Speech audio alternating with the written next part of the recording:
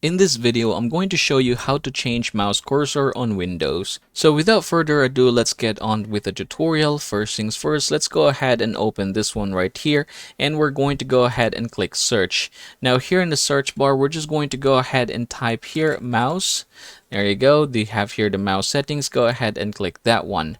After doing so, what we are going to do is scroll down for additional mouse settings. I want you to go ahead and click this.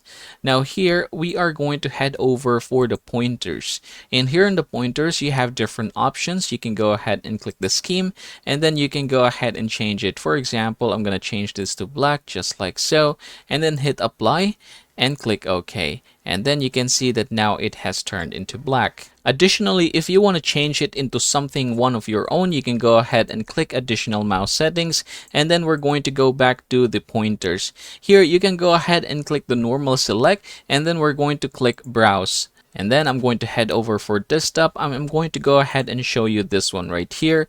Click open and then hit apply. And now, as you can see, I have successfully modified my mouse cursor into something one that I have created on my own. So that is how it works, everybody. I hope this video helps you out.